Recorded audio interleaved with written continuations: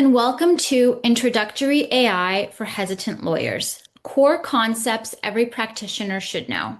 I'm Ala Policastro, Director of Education and Professional Development at Beverly Hills Bar Association, and today I'm delighted to introduce our speaker, Jessica Maurin.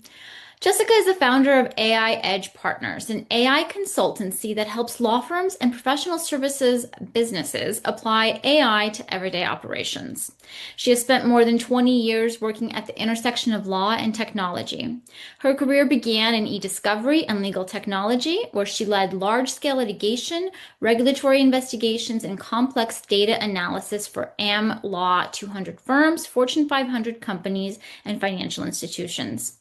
Today, she focuses on helping legal practices identify where AI genuinely fits, designing systems that reduce administrative burdens, manage risk, and support better decision making. We're so excited to hear what she has to share with us today, so I'm now going to turn it over to her. Hi, thank you everyone. Thank you to the Beverly Hills Bar Association for having me today, and thank you everyone for being here. My name is Jessica Maurin, and I have been in technology consulting now for 20 plus years. For a lot of that time, I worked directly with law firms and corporate legal departments, and now I'm focusing on my own consulting practice where I help small businesses and law firms implementing AI in a way that is practical and safe. And that's kind of the lens I'm bringing today. I want to say one thing right at the top. I'm not here to sell you on AI, and I'm not here to tell you, that you have to use it and which tools to use. I am very tech agnostic. I'm not affiliated with any of the products we'll talk about today. My only goal for the next hour is that you leave understanding that this technology is important and it is, being used more and more frequently by everyone, and that you have enough information to make informed decisions about it.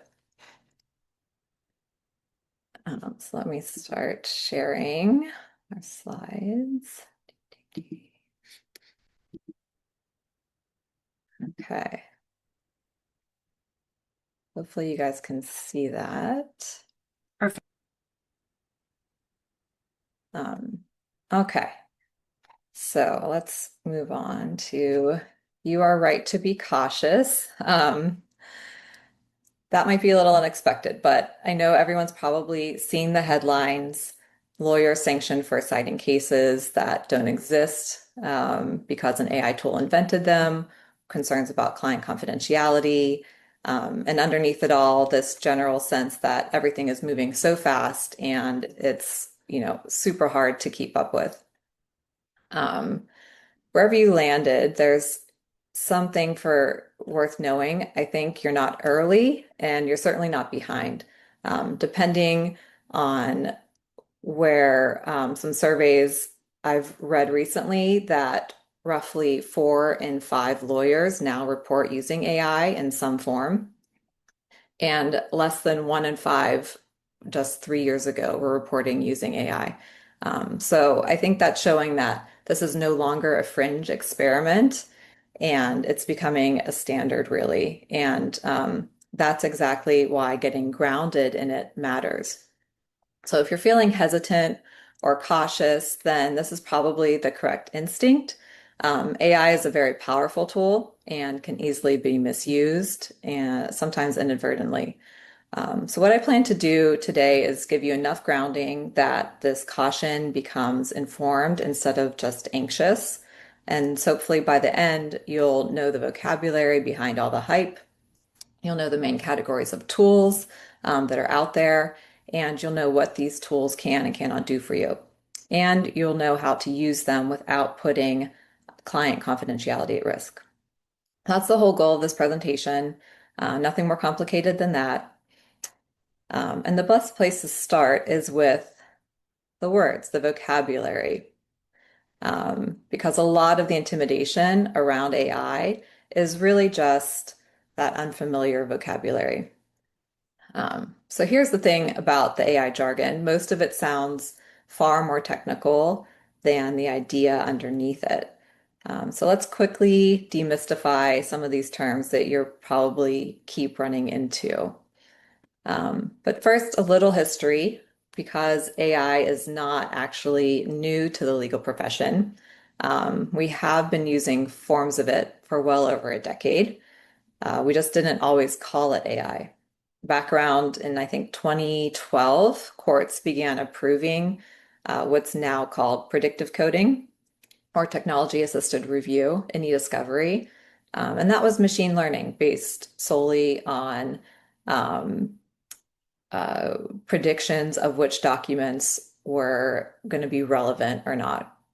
So if you've ever used Westlaw or LexisNexis with natural language search, that was machine learning too. And tools like Lex Machina are doing litigation analytics, predicting outcomes based on a judge or court's history. Contract review platforms, we're using machine learning to flag risky clauses. So the legal profession has quietly been relying on AI for years. What's changed most recently, and the reason we're all in this room, is generative AI or Gen AI. The older tools were able to sort and predict and classify things that already existed. And now generative AI is creating things. It creates and writes. It writes memos, drafts clauses, summarizes depositions. So that's a big leap, right? From sorting information and producing it. Um, and now it's creating the information, which feels, very new. And for a lot of people, it is a bit unsettling. So with that history in mind, let's talk about the terms that you'll keep running into. First, you'll hear AI, machine learning, and generative AI or Gen AI. Almost interchangeably, they're being used. The piece that is genuinely new in the last few years is the generative AI part, the part that writes and drafts and can talk back to you now. The engine that's behind all of that is a large language model or an LLM. So this is the only technical thing I'll ask you to remember about it. An LLM works by predicting the most likely next word over and over based on patterns and the enormous amount of text it was trained on. Um, and that sounds very simple, but it actually, it works. It produces very fluent, confident output. And I'm sure most of you are familiar with working with it a little bit. The prompt is just the instructions that you give the AI. So we'll spend a little bit more time on prompts later, because how you ask genuinely changes the output that you get. Now, one of the most important words on the slide for a lawyer is hallucination. And that's the term for when the tool states something false with complete confidence. This is where the fake case citations come from. The tool's not lying to you exactly. It's doing what it always does. It's predicting plausible sounding text, and sometimes plausible and true aren't the same thing. Now, training data is the body of text that the model learned from. The key point is that it is a snapshot frozen in a point in time. It's not a live, authoritative legal database, for example, and it's not connected to current law unless you're using a specific tool that connects it. A context window is just how much the tool can hold, the amount of context it can reliably keep under under the umbrella in at one time. So it'll be, any documents you give it, and plus the back and forth of the conversation that you're having. And there are limits to that as well. You'll see sometimes if you're using a system going back and forth with it, the context will start to slip, and that's because the context window is kind of hit its maximum capacity and can't remember everything going all the way back to the beginning. And then this last one here at the bottom, agentic AI, I've set this one apart on purpose because it's a term that you're probably going to hear more and more of. It's relatively newer. but it's getting more and more popularity. So agentic AI describes systems that go beyond just answering questions. They are somewhat autonomous. They can operate based on the instructions that you give it. They take action, usually in steps, and they can use other tools.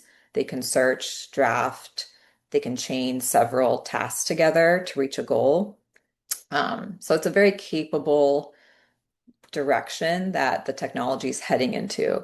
Um, for example, this area, these agents can be set up and then run independently, and you can have kind of a master agent and sub agents that it supervises, and each sub agent has specific tasks and things like that. So it's very kind of a more complex, higher level use of AI. Um, and for that reason, it requires a lot of human supervision. And you'll certainly be hearing this term, I think, more frequently in the months to come. So if you remember one idea from the entire slide, make it this one. These tools complete patterns. They don't look up truth. That single fact explains both why they're so powerful and exactly where they fail. And once you understand that, the hallucinations, aren't as mysterious and it's a bit easier to predict them. So that's how they work. Let's talk about what's actually available out there.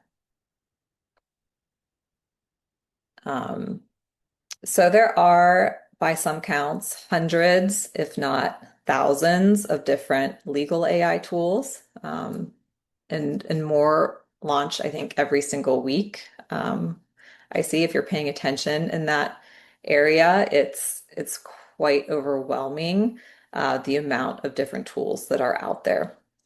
And it's nearly impossible to track. I given up a long time ago. Um, so we're not going to talk specifically about products. We'll focus more on the categories. The first category is the general purpose assistants. So these are the big names that you've probably all heard of. ChatGPT from OpenAI, Claude from Anthropic, Google Gemini, and Microsoft Copilot. Those are probably the biggest ones here in the US. Um, they're very versatile, they're inexpensive, and they're really pretty good at drafting and summarizing. One thing to know, the free versions and the paid versions often handle your data very differently, which matters enormously in the legal world. And we'll talk a little bit more about that. The second category is legal specific platforms. So in this area specifically, there's just a ton coming to market all the time. And these tools are usually built on top of the very same engines as the general assistant ones, but they're fine-tuned towards legal work. So they might have research features, citation tools, and they usually have firmer data protections. So they're really designed more for law firm use. You probably heard of some of the bigger names like Harvey, Spellbook, Westlaw has CoCounsel, Lexis has Protege, and there's just so many more. I'm just naming these as examples, not endorsements. Um, and, you know, there's, they are, even though they're better tuned to the legal environment, they might have better prompts, better training, kind of a more focused um, data set for legal, but they still aren't, bulletproof. I think there was a Stanford study that found that even these legal specific research tools hallucinated a meaningful share of the time. The error rates were generally lower than the basic chatbots, but they weren't zero. So that's one important thing to keep in mind is that even these purpose-built legal tools require you to verify the data that they are presenting. And now the third category is the one that people often forget about, and it might be the easiest place to start. It's the AI that is being built directly into tools you might already use. So that's like Microsoft Copilot, which is now inside Word and Outlook. Google Gemini is built inside of Google Workplace. If you use a practice management system like Clio, it has its own AI built in. So you may not have to adopt anything new. The AI, is starting to show up in all the platforms that we work on. They're all integrating AI in some way, shape, or form for the most part. So that's typically an easier entry point than maybe trying to bring some outside tool uh, in into your IT infrastructure. And the fourth box here is not really a category, it's more of a reality check that whatever you use, you should weigh a few things. These tools predict confident sounding errors. They can give you different answers to the same question. They also cost money, sometimes a lot of money, once you get, seriously involved with using them. And there can be a real learning curve. So those are some things to keep in mind. None of those are reasons to avoid AI, but they're simply things to plan for. The same way, you plan for any new tool in your practice. I'm curious if you can, I don't think we have a chat, but if you can maybe raise your hand, how many people have heard of some of these tools that we've mentioned, that I mentioned on this slide?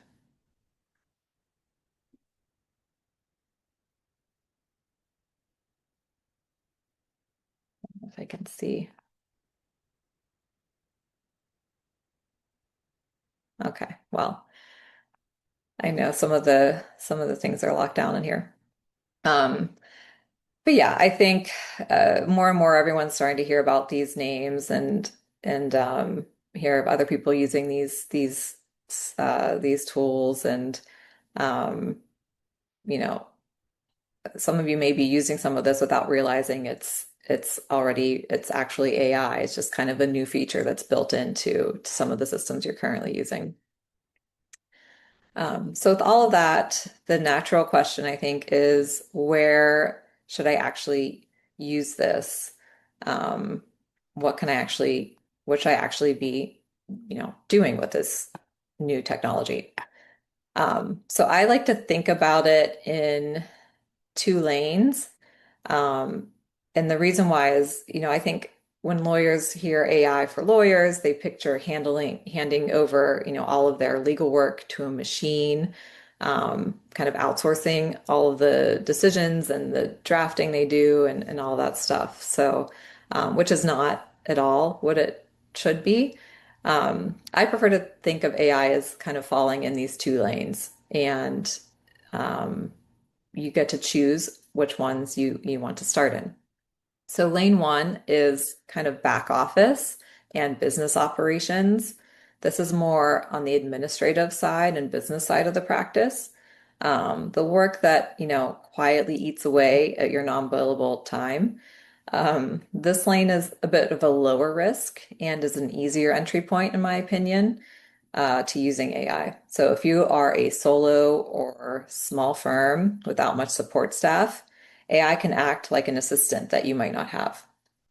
Now, lane two is more of the substantive legal work. This is the part you're probably most wary of, and that wariness is appropriate. The rule in this lane is that everything is a supervised draft and never a finished product. You want to make sure that you, as an attorney, are always the expert, the subject matter expert, and you're signing off and reviewing everything in detail whenever using any sort of AI. So that's really the rule that runs across both of these lanes that you need to really keep in the back of your mind anytime you're using AI is that, AI can draft, but the lawyer should be deciding. You don't want to give up your judgment. You just want to use it so that you get a faster first draft of work that you were already going to do. So let's make these a little bit more concrete, starting with the first one.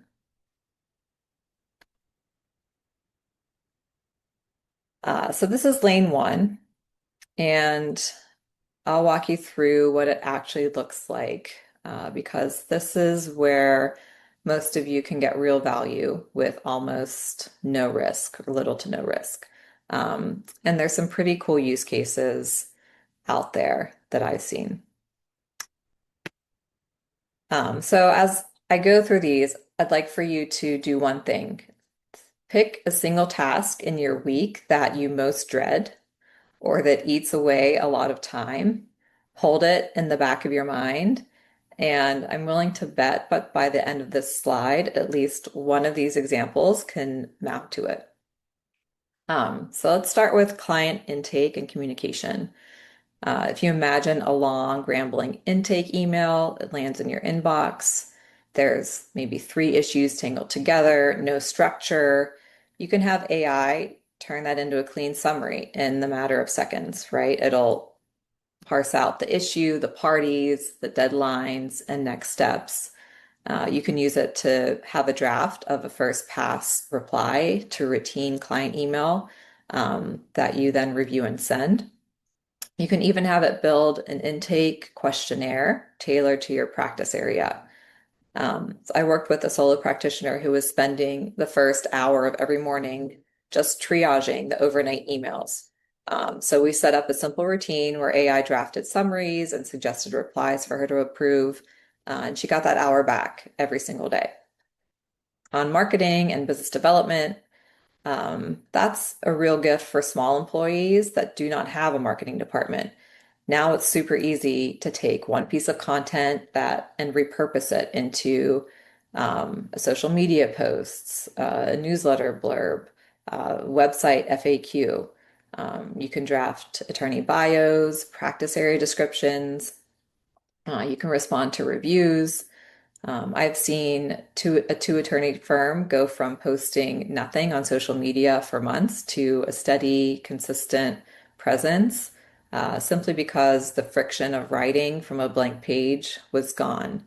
I've seen systems where, you do a podcast episode or do one thing that you have a recording of, and then you can set up AI to extract the text from it and turn it into multiple social media posts, maybe split up the video and post different excerpts from it, um, you know, all within a matter of a few minutes. So it's really powerful on that side. And documents and knowledge sharing, you can summarize long documents, email threads. We'll talk about confidentiality on that in a moment. Um, but you can build, personal checklists and standard operating procedures just around the way you work already. So that can be really powerful. You can create templates from your own existing documents, and you can create a shared knowledge base that can be queried using AI, across team members. So there's a lot you can do kind of on the knowledge management side and templatizing things and just kind of making things run a bit more efficiently by extracting a lot of the information that you already have in your firm and practice area. Now, on the administrative side, you can draft internal policies and standard language. You can turn meeting notes into clear action items, use it to prep agendas. I love to use it for a meeting note taker. That's a really easy way to, save time is to just have the AI listening and transcribing. So at the end of your meeting, you have a summary and action items and all of that stuff done for you.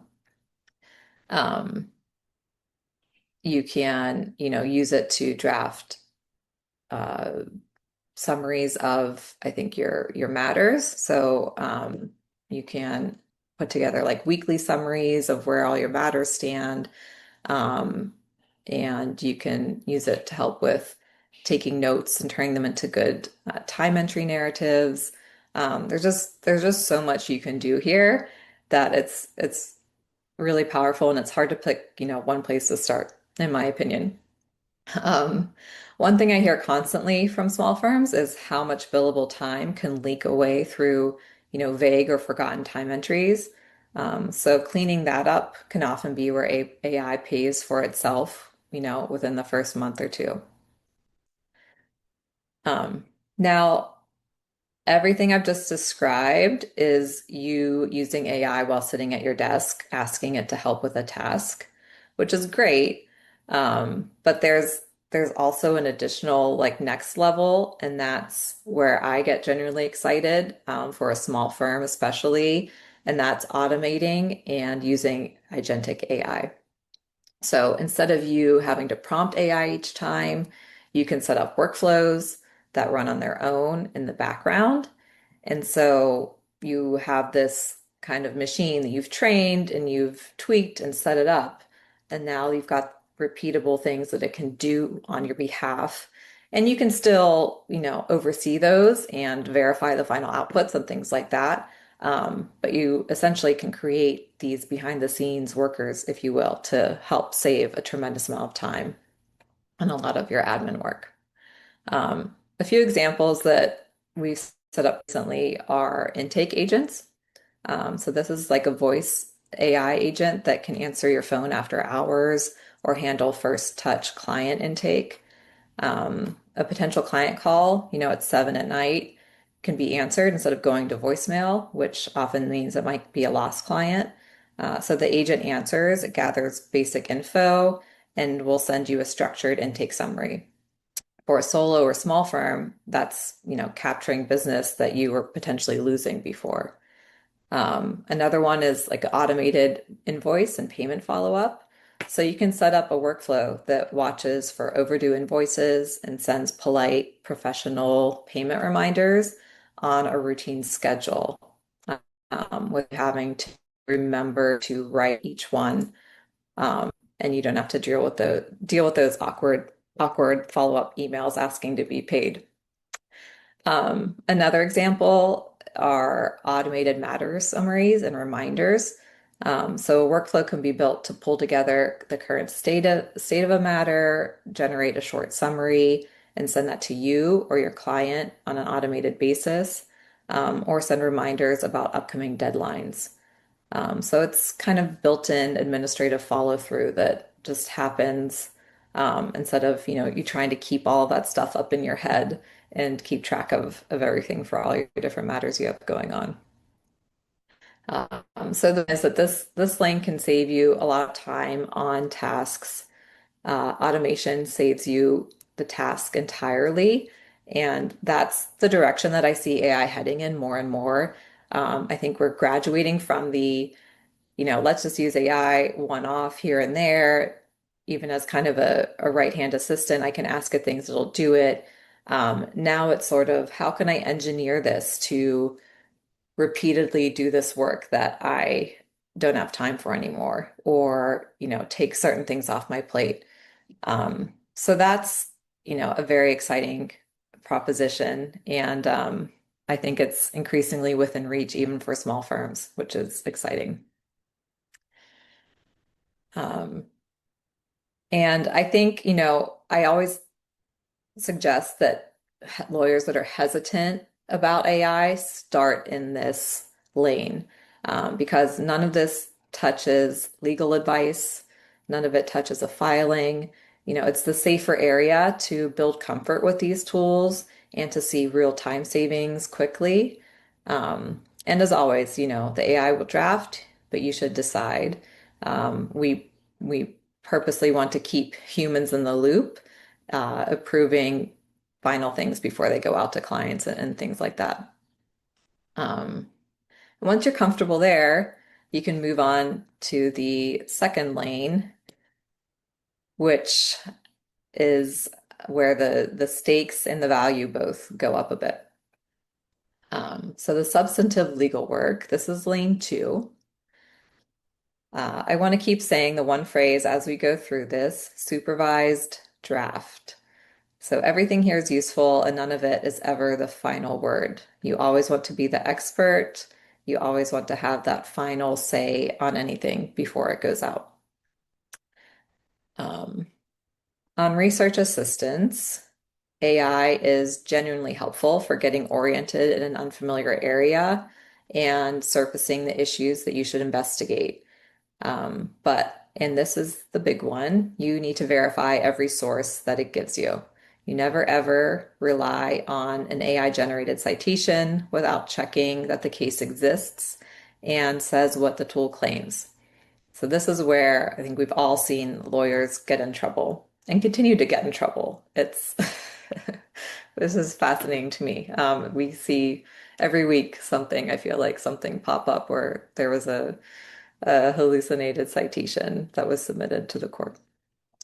On drafting support, it's excellent for first drafts of routine correspondence, standard clauses, standard agreements, which you then have to revise and make your own. On document review and analysis, you can have it summarize a contract or a set of discovery materials, flag key terms, and compare two versions of an agreement, do a red line. Just remember to always keep confidentiality in mind with this. And on brainstorming, it's a surprisingly good thinking partner. You can outline arguments, ask it to anticipate the other side's positions, and use it to pressure test your own reasoning before committing to it. Now, here is what separates firms that dabble from firms that get real leverage out of this lane. They stop starting from scratch every time, and they customize the AI to their own practice. So in practice, that means a few things. They will build a library of saved prompts, the specific detailed instructions that they have refined and that reliably produce the output they want. They create templates for the documents and tasks they do over and over. So the AI starts from the firm's preferred structure and language instead of a generic one.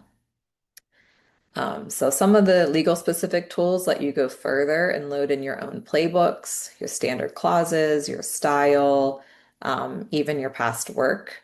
So the AI's output sounds very close to your firm rather than a generic, chatbot. So that's kind of the ultimate goal, is to use this in a way that it really begins to sound like you, your firm. It's a very custom level instead of kind of the generic off-the-shelf one. Um, so if you think of it this way, the first time you ask, you are training yourself on how to prompt. So your first question, your first prompt, but then once you can iterate, get to a good prompt, and you can turn that prompt into a template. And at that point, you've effectively built a reusable tool that you and your whole team can use again and again. So that's how kind of a one-off experiment can become a genuine part of the practice. And that's really the difference between being AI, just being a novelty, and AI becoming the infrastructure. But same role as lane one, it's just with higher stakes. AI drafts and the lawyer decides. And that brings us to the part of the talk that matters most, in my opinion, the risks and how you manage them. Um, so I think there's two key risks that we'll get into, and I want to be direct about these risks because pretending they don't exist would not serve anybody, certainly not serve you. But I also want to frame them correctly. So neither of these is a reason to avoid AI, but you have to be deliberate in how you use it. So the first risk is, as we've talked about a lot, in the hallucinated output. As we said earlier, these tools can produce confident, fabricated citations and quotes, and courts have started sanctioning lawyers who have filed unverified AI output. The fix, though, is really simple and should be a habit every time. You check everything before it leaves your desks. You check any citations, you check, you know, the cases, you just check the quotes, you just verify all that information or have a human do it for you. Um, and I will say that this is getting a lot better from the tools I've seen recently compared to what they were, 2 years ago or so. You do see a lot more of the tools showing their thought process. And a lot of times they're like, we have to, this requires current information. I have to check this and check that. A lot of times the tools might link to the sources that they found, which is really helpful. So you can just click those links and verify the source. And, it's a reminder too that everything on the internet isn't necessarily true. So even just because it's linking to a web page, is that a reliable website? Can you trust the data that the AI tool found on that website? So you definitely have to, you know, be mindful of all of that when using these tools to help with drafting and researching and putting this stuff together. The second risk is confidentiality and privilege. Um, how you use AI can affect whether your material stays protected. If you paste confidential client information into a public consumer grade tool, you may be breaking confidentiality and putting privilege at risk. So the practical answer here is to favor a tool that offers real data protections when you're doing client work and to be thoughtful about what you are putting in it. Um, there's new case law on AI coming out almost every week right now, and the courts are not in agreement, so it's very tricky. There are very few clear rules about almost anything in this space yet. So it's a very new, very quickly evolving space. We could probably talk on this topic. This is a topic for a whole other panel. And I'm not a lawyer. I'm not giving any legal advice. So I want to caveat that. You definitely have to do your own diligence here and look at your local bar requirements and things like that. Um, but I think based on what we've been seeing just in the past few months that courts, you should be aware that courts have started treating what you type into these tools, the prompts, the input, the output.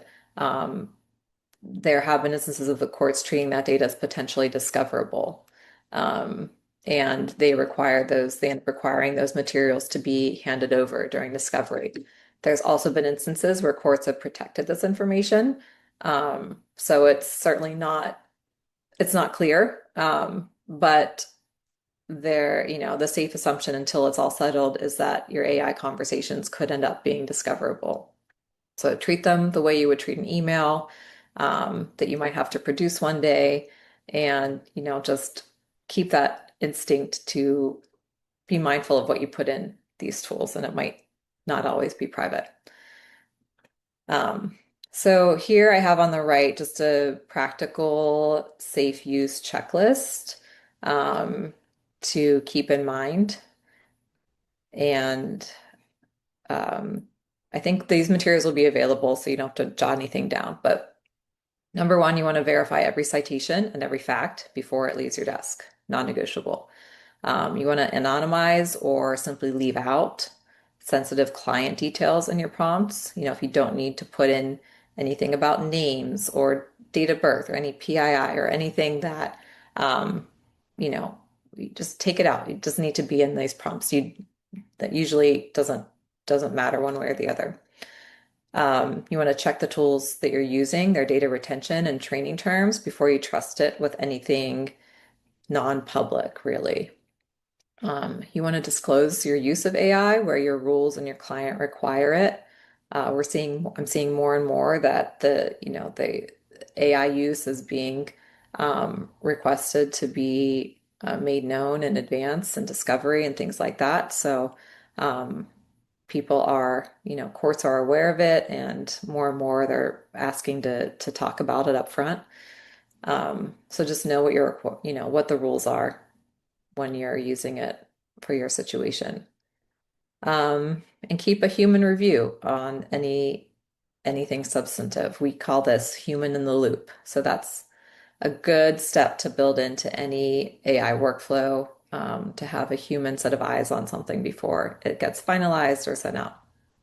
So that's it. Those 5 habits, I think, cover the vast majority of the risk that you'll find when using these tools. Um, So, assuming that you're using these tools carefully, let's talk about how to actually get good results out of them. Um, because this is a skill all in of itself. So, the 6 parts of a strong legal prompt. The quality of what you get out of an AI tool depends enormously on how you ask. Um, I will say that the most recent chat models I've been using, it seems to require a little less, they seem to be a little bit more user-friendly in the prompting area, where even if you don't enter like a super detailed, well-structured prompt, it will kind of figure things out and work its way around it. Um, but this is kind of the gold standard in terms of how to structure a prompt and how to think about it. And it will really affect kind of your output. So these are six parts that I tend to fall back on. They're not always necessary, but they typically will get you very good, better output than if you just start with something generic. So the first part is a role. You want to tell the tool who to be. Say you are a litigation associate who specializes in California employment law. That will produce a much sharper answer than not having any role at all. It shapes the tone, the depth, and how closely the output will stay in your area. It needs an objective. Using a precise verb, you can say draft, summarize, compare, analyze, outline. Those are all better than vague verbs like review or check, which can, have the tool kind of guessing what you meant, and its answer is going to reflect that guessing. Context, you want to give it good context. Give it a lot of context that is detailed. Give it, the jurisdiction, relevant facts, posture, governing law, your client's goals. This is a really important one because the less context you give, the more the tool will fill in on its own. And that can be where kind of some of this invented stuff can creep in. The format, you want to tell it the format that you want back, a table, a numbered list, a memo, a short summary that a client could read. This is, a, a good way, a good habit to get into to make sure you aren't using unnecessary steps back and forth to clean things up and reformat things with the tool. Constraints, if there's any requirements, any boundaries, you want to set those. Give it, a word count or sources to include and exclude, issues you want to prioritize. It's, having limits will really help it understand what to do versus trying to cover everything very broadly. An iteration is really the key. You want to have it, iterate, try multiple versions, tweak things, flag gaps or uncertainties or places where information would improve the answer. Um, it turns it more from a single request into an actual conversation, and use the AI to help you sometimes. If you aren't sure how to best prompt it, you can ask it, what's the best way to prompt for this thing? And you can ask it too to ask questions, ask me up to 3 questions if you need to clarify anything. So you can work with it to improve your prompt and help iterate things to a good outcome. Now, as I said, you don't need all six every time. A quick question might just need an objective, a little context, and a format. But for something bigger like a memo, a brief, or anything where the stakes are a bit higher, you're going to want to work through the full list and you'll get, consistently stronger first draft to build from that way. So you understand the tools, the risks, and how to prompt. The natural next question is, where do I actually start? So my advice for getting started is deliberately modest and low stakes, because I find that the firms that succeed almost never try to do everything at once. That's a recipe for overwhelm. So first, my advice is pick one low stakes task. Choose, a single lane one use, like summarizing or drafting routine emails, and just try it this week, one task. Second, when you move to anything involving real client work, use a paid tier that comes with data use protections. It's worth the cost the moment client information is involved. And that doesn't mean that, you can willy-nilly paste whatever you want in these tools. There's a lot of different levels of data protections. There's tools that still put data in their cloud. There's ways to keep it boxed in just to your own working environment. There's a bazillion different options out there. So that's a whole world in and of itself. But, make sure you understand the tools they're using and their data use um, agreements. And so you understand clearly where that data is going before you put it in. That's really the point to drive home there. And third, you want to set a few simple ground rules for yourself. Write it down about what you will and will not put into these tools. Um, and I think the thing to remember and the reframe that I think matters most is that lawyers at real risk here are not the ones experimenting carefully and verifying their work. The ones that are at risk are the ones that are using AI with no guardrails at all. So, careful curiosity is the safe path. Doing nothing or using it recklessly are the two real risks, in my opinion. So before we open it up, I want to spend just 1 minute on what this looks like when it actually works over time. So what does successful adoption look like? So knowing about AI, which is most of what we've done today, is honestly the easy part. The firms that actually benefit from it tend to share a handful of habits.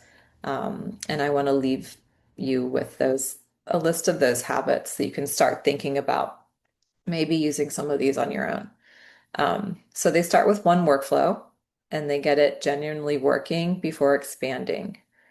That I think is really key. Start with one task, one goal. What is your goal that you want to achieve? What does that end state look like? Any sort of measurable things you can do around it. But start with that one thing. Don't try to tackle everything all at once and boil the ocean. Um, the successful firms choose their tools deliberately. They match the tool to the tasks and the data protections to the sensitivity rather than defaulting to whatever is, free or has the best marketing or something like that. Um, and they put a simple policy in writing that I think is key as well, to especially if you are more than one person in your firm. You want everyone to be on board and on the same page with um, how to use AI safely. So a short, clear policy on confidentiality, verification, and disclosure, that will turn this ad hoc experimenting into a safe, consistent practice across the firm. Um, Firms that are successful, they will build repeatable workflows. So that's where you start to actually see a lot of the efficiency and this compound, you know, efficiency and interest building up over time. Repeatable workflows. When a prompt works well, they save it as a template that the whole team can reuse, instead of reinventing things every time.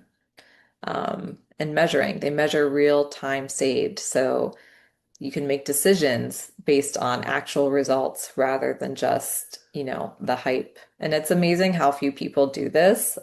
So having those metrics, okay, well, how much time does it take me right now to do this? And if I can get that off my plate, how much time do I save? You can quickly quantify a lot of these things um, by starting to measure from the beginning what you're doing. And training. They train their team and they revisit it. As we all know, this stuff is changing rapidly and it's not just a one and done, you train and now you're AI literate for the rest of your life. Um, no, it needs to be revisited. It needs to be an ongoing thing that you guys have to constantly get up to speed in. We all do. It's changing so fast that unfortunately it takes a lot of repeat time to keep on top of the training and what's new out there. Um, so that is, I think, the end of what I had prepared.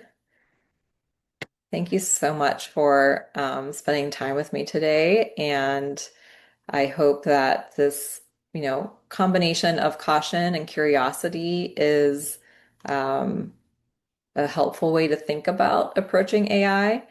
Um, and I have my contact information if you ever want to reach out and talk more or have any questions. I'm happy to chat via email, or if you want to LinkedIn, that's fine. Would love to connect and hear what you guys are using and any questions you might have.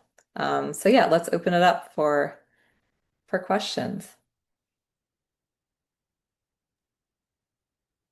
Alrighty, Jessica, it looks like we have a question. Here, are AI searches done with Lexis or similar programs still privileged, attorney-client?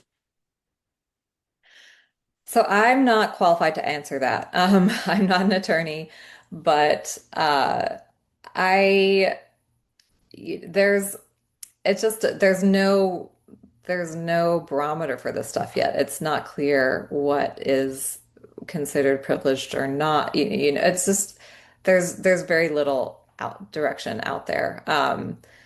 Normally, I think I've seen maybe one instance in the news recently where attorney-client privilege was waived through the use of AI. The judge ruled that it was waived by the use of AI, where a lawyer, I think, used a third-party AI chat, and and use that to draft the document. And they said that that was waived because the privilege was waived because of their third party use in preparing a material. Um, so that certainly doesn't mean that anything you type into AI means you're waiving privilege or it's now discoverable. It's a very nuanced area. What I have seen more case law about is, or more decisions out there being made, is on the defendant side, using AI, and that AI information being asked to be produced. So their chat transcripts with the AI being discoverable and that type of thing. But it's definitely a gray area, and I think, definitely warrants its own session, I would say.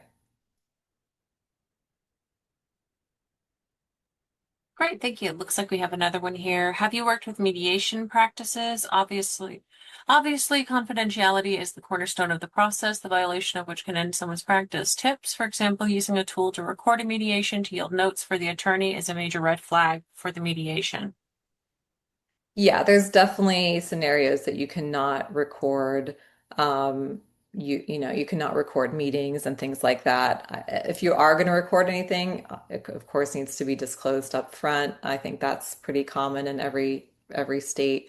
Um, but yeah, there's definitely cases where you can't just have an AI join your meeting and record everything.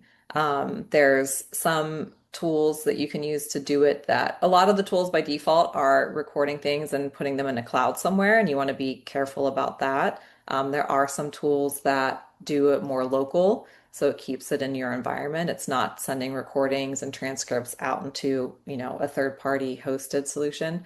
Um, so I think the key is to know what meetings, know the rules of the road for me. And this recording meetings is nothing new. I mean, Zoom has been able to do that for a long time. So it's kind of similar to that. The AI just adds an extra layer of usefulness to those recordings by preparing you the summary and the notes and the follow-up action items, that type of thing. Um, so you have to be mindful of whether recording is appropriate and allowed. And then there are tools that you can use locally versus in the cloud.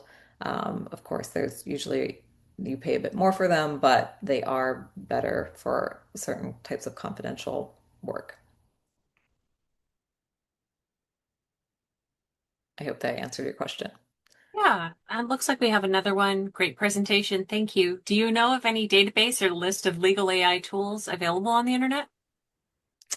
Ooh, I don't. I'm sure they are. I haven't vetted them, so I wouldn't want to recommend anything. If you just start searching, I know there's people on LinkedIn that post about this stuff all the time. There are probably people in in your local area that are keeping lists of this type of stuff. If you just start like looking at LinkedIn and looking online for some of these things, I bet you can find people that are tracking some of this stuff. I personally don't. And I think it's very overwhelming to start at that broad list level of here's all the different AI, here's all the different legal tech solutions out there. Um, that's a massive undertaking to try to even understand that. Where I like to have people focus is let's look at the problem. Let's look at what you do day in and day out. Where are there areas for improvement? Where there, what's the low-hanging fruit of things that could be automated or AI can come and help out and focus on kind of one problem. And then you can look at the solutions just for that specific problem, and that will automatically narrow it down to a list of, 5 to 10 things versus hundreds. Um, so yeah, I don't have a good resource for like a database of all the legal AI tools out there, unfortunately. There's a lot of them. Thank you. And it looks like I have another question here. In creating a billing template, is it enough to delete the names of the client from which the template is drawn and deleting any identifiable matter discussion? Um, yeah, I think so. If you're using a template in your own system, like if you're using Microsoft Copilot, for example, and you have it set up so it stays within there's different tiers, there's different licensing and whatever. If you have it set up so that it's within your own network, then you can use it pretty safely with to say, here's a template, enter client name, enter company name, and it'll customize it and send it out the way you need it with all those details in there. If you don't have a system that's working just within your own private network, then yes, you're going to want to anonymize any of that. You can put in a placeholder for names and business names and just fill those in yourself before you send them. That's what I would recommend. But yeah, it really depends on whether you're using a closed system or something out there on the cloud and how you handle that. Great. Let's see. Um, Someone's also mentioning billing. I'm experimenting to use AI for billing to take my emails to convert to billing entries. Do you have a suggestion? Convert my emails, like so it kind of the emails that you do as a work, I'm guessing, send and receive throughout the day, and then and then puts together like a narrative um for your time entry is kind of how I'm reading that. So yeah, I think that's a great use case. If you have if you're using Microsoft Office and Outlook and you have Copilot, it can scan your inbox and tell you what you sent and give you kind of a summary based on matter type and things. It's very good at that. It can give you like a list of tasks and you can train it on the type of format that you want. And you can use that as like a repeatable thing it does, every day or every week and give you kind of a report like that. So yeah, I think that's it's pretty simple use case. Again, if it's making sure it's within your environment and you aren't sending, you aren't giving access to your internal email to a third party cloud system with very little data protection.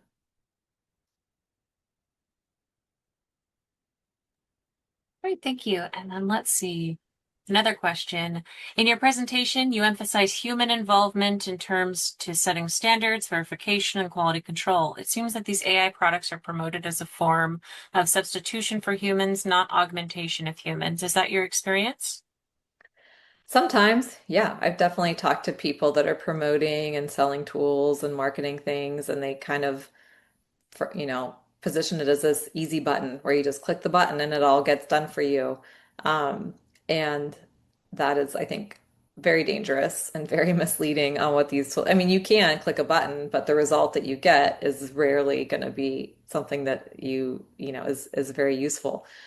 So and everything, it needs to be iterated upon. You need to train it, you need to work with it, and eventually you might be able to get it to a point where there's like this easy button, but you always need to verify, um, sample the output, test, make sure. Yeah, it's like working with another person, a junior associate, if you will. You can give them all a good input, but you're going to have to QC their work. So, yeah, I don't think it's at a system yet, and I don't know that it ever will be where it fully replaces everything we do and can do it autonomously. I think we'll always have to be giving it the instructions, iterating it, training it, and verifying it at the end of the day. Great. It looks like I know we're at time, but we have two questions left. Would you like to tackle those, Jessica? Sure, if I All can. right. So, first question being, I've heard that the AI world will change soon and become expensive. Not sure why, but that is the root as to why the Mac studios are sold out all over the US. Businesses are getting ready to keep their own intellectual property. Do you know or understand what's going on? I'm not too sure. Yeah, that's an interesting one. There's a few things that I think are playing into this sudden recent feeling like it's becoming very expensive. One is the token costs have gone up a little bit. So a lot of the tools, so tokens are just kind of the context, right? Like the amount of text you're basically putting in and you get charged. Like if you start using these tools, if you notice, you'll get, like if you use the free tier, if you use the $20 a month tier, you are starting to get hit depending on what tool you're using. Like I use Claude, for example, a lot. And Claude this past month started putting harder limits on its tiers of data use, really. So people using it on a day-to-day basis were hitting their limit and saying, oh, you've used all of your allotted data for the day, check back in 5 hours to finish using it or pay a la carte. So Claude, I think a lot of people started using Claude this past year, and they started specifically reining in their data limits a bit harder with people. And so I think that's one contribution. We've seen some stories in the news of companies that gave AI to all their employees and then, 6 months later got hit with like multi-million-dollar bills for all of their AI usage. Um, so I think that's been in the media a little bit more. Um, and then yeah, there's the Mac servers, the Mac minis that's kind of a whole other level of autonomous AI, like um, OpenClaw and these other systems that really aren't used in the legal world, but they're kind of more of autonomous agents where you can just they run on your computer and they need powerful computers. So people are buying Mac Minis to run these autonomous AI systems. And the Mac Minis are sold out everywhere because of it. So that's another kind of aspect that I think it's all converging to bring to mind that, yeah, this stuff is not free. It's far from it. And um, a lot of tools are being, given out for free to get people to use them, but the people are starting to have to pay for them. And it's something to keep in mind that, you might not be thinking of up front is the cost down the road for implementing some of this stuff. So a good point. All right. I have another question. Do you have a guide to have emails summarized daily? Um, Not a guide. We would just really be a prompt for it depends on what you have, the systems that you're using and the AI solutions that you're using. If you have one that's integrated that you use that can access your inbox, it's a simple prompt of, summarize my email from the past day or the past week, or organize it, triage it based on things that, I need to reply to, things that are urgent, or give it the custom instructions. Pretend it's a person, like a new intern that you got is my advice. If you have a new intern that just showed up at your office today and you wanted it to do this task, what would you tell, how would you, what instructions would you give that person? So just, start with something like that and then fine tune it based on the results you're getting. And if you have a system that can set up scheduled tasks, um, depending on what AI you use, it can, once you get it fine tuned, you can set it up to be a daily task that it does every morning at 8 a.m. and sends you a summary and kind of takes that off your plate. So that's another cool trick to do. Once you start doing these daily administrative things, it's, if you can schedule them to run automatically, that can save you some time too. All right, it looks like we did get another question right now. Jessica, do you have the time to answer? Yeah, I've got time. Sure. All right. What type of guardrails are in place to prevent the hacking of law firm AI that we have seen with law firm contacts or other files? Ah, um, that is an evolving area, very evolving. There have been some known hacks. I think a lot of these systems, again, it's going to depend on the tools you have, the access they have, your own internal IT setup. So I really can't get into any specifics, and I'm not an IT expert. But there are definitely risks out there. There are we've seen some backdoor ways of using AI nefariously to access some of this stuff.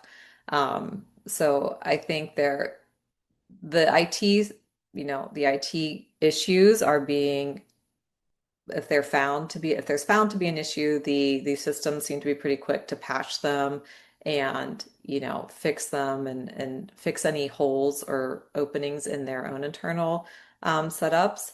And then it's definitely something that your own IT, if you've got an IT person, or depending on the size of your firm, if you have someone that's something they should be looking into. But I think if you're using just kind of off the shelf products, you just want to be careful about the data that you're putting into them. If you are putting, if they're hosting data and you are uploading documents into it, then that it's like any third party software, right? You need to verify how that third party is handling their security and protecting your data. And ideally, you want to avoid putting data in their system if it's not going to if it's being kept on their environment that you don't necessarily have control over.